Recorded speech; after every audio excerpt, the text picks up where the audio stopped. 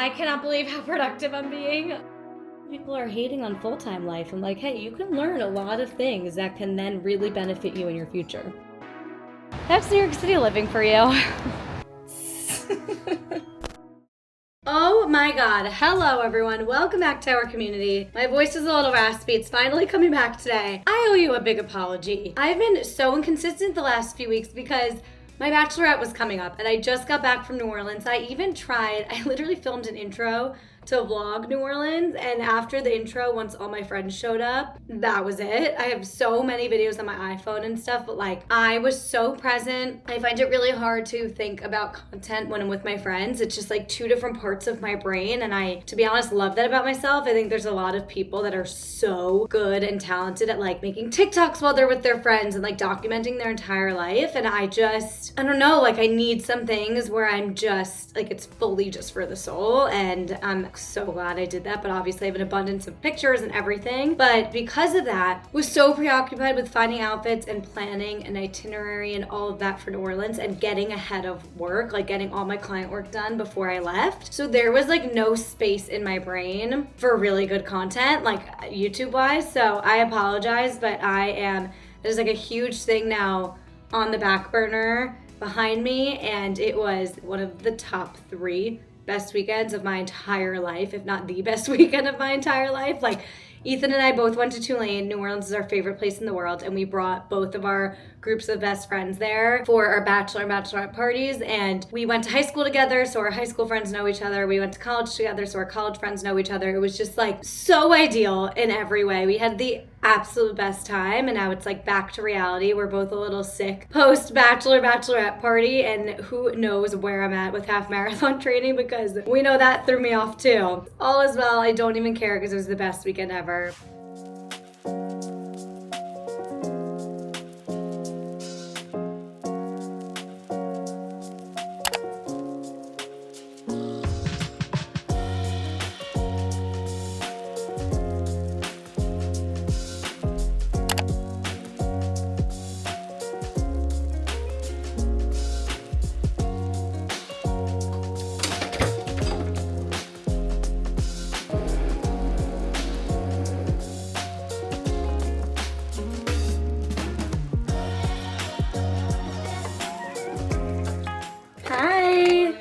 Good morning.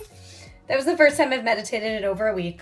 I haven't ran in 2 weeks. So my body's hurting. I think I'm gonna go to hot yoga just to get me back into some sort of workout routine. And then I am running a half marathon in 5 weeks. So I really gotta get back into gear. I don't know if this is gonna be a PR half marathon, but we will run it. I couldn't tell you the last time I journaled, so we're gonna do that.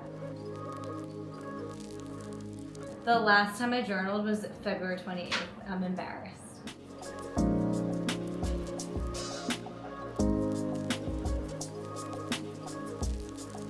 We need some motivation. Katie June's fitness videos.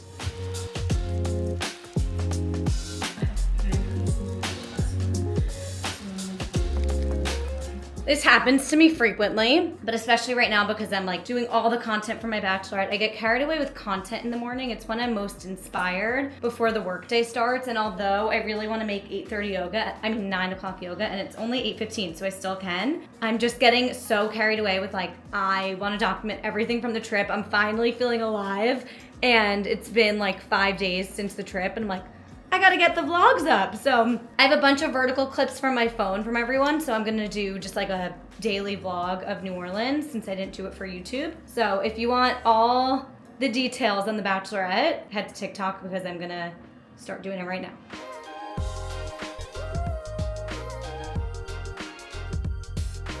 I cannot believe how productive I'm being on my phone. I need to just keep going, keep editing for the next half hour, and I can always work out.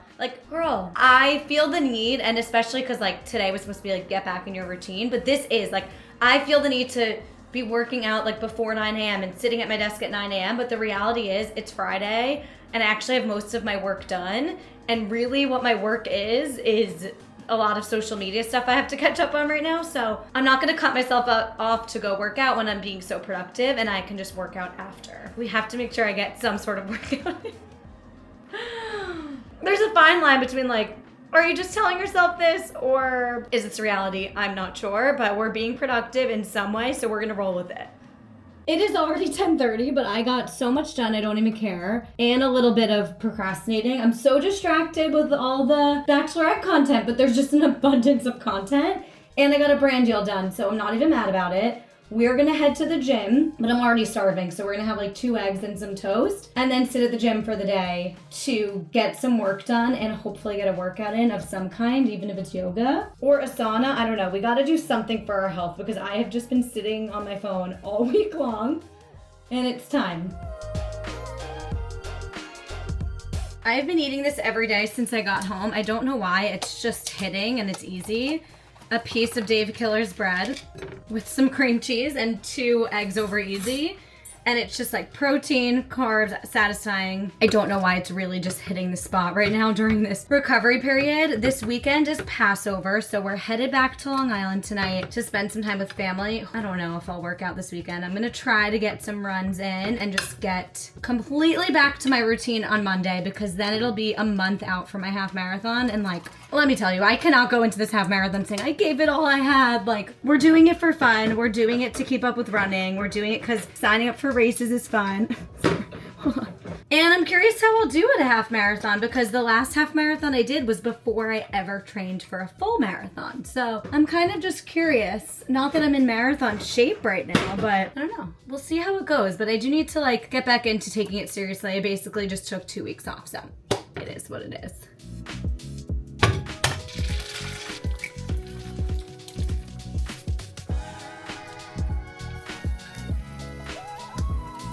Had a bit of a New York moment. I was going to leave my apartment and there was a homeless woman like literally sitting, laying asleep between the entry to my walk-up building. There's a stairwell and then the door to leave, and she's sleeping on the stairwell. Like, I couldn't even climb over her because then she had a grocery cart of her things in front. Like, I couldn't get around.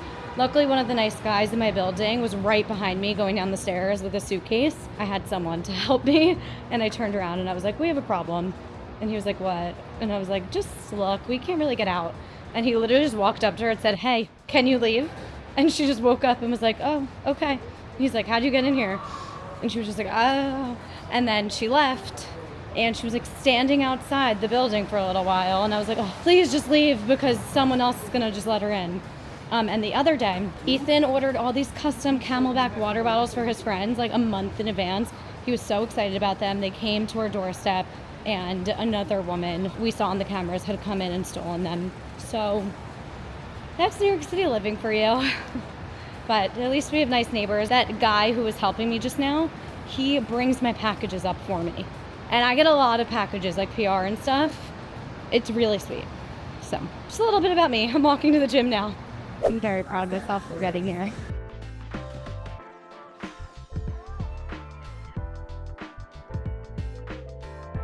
Okay, I actually ended up going in the sauna and working from there all day. I did a body shower and I just had to put my clothes back on, but they were clean. It didn't work out. So, while I finish up some work here before we head back to our parents on Long Island, I figured I would answer some questions because I've been a little MIA, and I'm like, what do you guys want to talk about? I feel like there's so much to catch up on. So I put a Q&A on my Instagram for YouTube. Go follow me on there if you're not yet. And while I just set up some footage, I figured we'd chat. So let me get this off. Ow, my funny bone. Don't cry, don't cry, don't cry, don't cry. You're stronger than that. That hurt. Okay, I did get one in my DMs because it was long, so I'll read that first. I know you talked briefly about how you had a therapy session in your recent video and how it's been going well for you. If it's not too personal, I'd love to see a video or a section in one of your vlogs about therapy. I'm needing to look into therapy quite desperately, but I'm so intimidated and nervous about all of it. I've never been, so I don't know what those first few days of meeting are like. Is it awkward? Does it get personal really quick? What are some signs that you might need to explore different therapists? It sounds emotionally exhausting and vulnerable. So, yes, I could do a whole video on this, but I'll answer some of the specific questions. Like, I think that's a lot of people's, I've been doing it since I was little, so it's not like weird for me to just walk into a room or a Zoom and be like, hey, and just like see if you catch a vibe. But if you've never tried it before, I understand that as a whole ass adult, you're like, wait, I'm supposed to just get on Zoom and like tell you everything about my life. So I get it. usually you'll do a consultation first. And I think it's important to make sure to ask if you can do a consultation first, or like just a phone call to like chat before you commit to a whole session. And in that call, you don't have to divulge specifics about your life, but you can just say like, here are some things that I'm dealing with, whether it's anxiety, career change, grief, like whatever that thing is. And then there's the whole side of like how to find your therapist. But let's say you found one, right? Through a referral, through Psychology Today, whatever. I would take a few phone call consultations. I even did this when like interviewing wedding planners. It's just to catch a vibe. Yes, you want to ask logistical questions like, do you do 45 minutes or an hour? Do you take insurance? What are your specialties? Like, you want to ask those questions.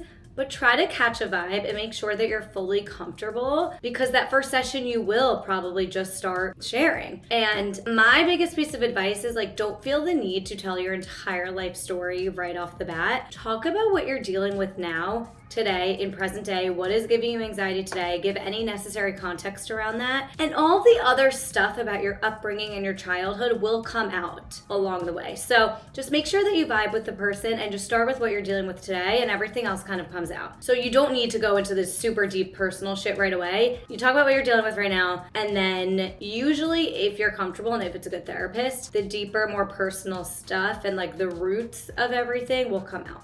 I said that I was gonna work along the way, so I need to do that. All right, I actually am waiting on footage to download, so let's keep at it. Are you working with a coach for your next half marathon?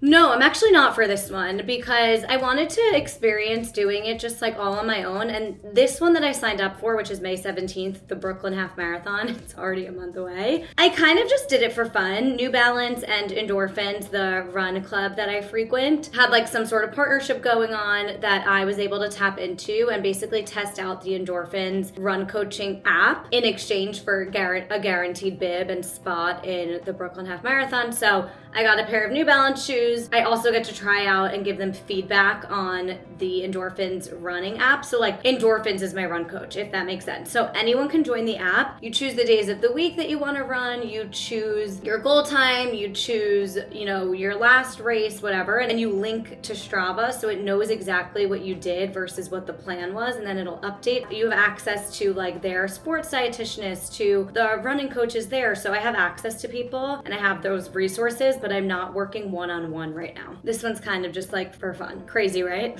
What is your workout weekly schedule these days? How much strength versus cardio? It's actually interesting because, again, like if we're talking just half marathon training, it's one thing. If we're talking like leading up to my bachelorette when I wanted to feel more slimmed and not like super inflamed from all the running, it's another. So a little while ago, before I signed up for the half, I was doing 3 strength workouts a week, upper, full, lower, and that's through the Form app, Brinley's program. And then I was doing 1 long run and 1 either like mega former or usually like another 4-mile run. Now that we're half marathon training, it ended up being 2 strength training days a week, 3 runs a week, including 1 long run. Maybe that's 4 runs a week. 4 runs a week, 1 being a long run, 1 being a speed run, and then it's 2 recovery runs. So I hope that made sense. So that's kind of how I was squeezing in strength training and aesthetics with half marathon training. I'm trying to make sure I always hit the tempo runs and the long runs because I think that's most important for the half marathon. But leading up to the bachelorette, I kind of cut back a little on the running. I always hit my long run and I always hit my speed run, but I replaced some of those recovery runs with megaformer classes and core workouts because it's called like fascia toning. Like Melissa Wood Health workouts and Pilates workouts like that. It's a lot more for like anti-inflammatory and like aesthetics and sculpting. So it's like I was building my muscle through heavy weightlifting. And then when it got close to my bachelorette, I tapered basically. So and I'm so sorry if this is triggering for anyone to like care about your aesthetics, but we're all human. And so because I was heavy weightlifting and running right before my bachelorette, I literally used ChatGPT and I was like, should I be doing all this if I want to feel like less inflamed? And basically they said like replace some of those runs and heavy lifting your last week before your bachelorette with like more of that lightweight sculpting, just like anti-inflammatory work. So because I was building my muscle, I then was able to kind of like let it shine through by like tapering, almost like you would for a race. I don't know. It's kind of fascinating, but that was a long answer. Okay, the last question for now is how did you learn video editing? Which software did you find most beneficial to learn? So I taught myself Final Cut Pro just for like YouTube video editing. everything. And then when I had applied to the job at Dear Media, where I edited social content for The Skinny Confidential for 2 years, when I got that job, I had like submitted a test assignment, and that was something I did on Final Cut Pro. I got hired, and basically they were like, we need to be able to share projects. If you're out, I need to be able to like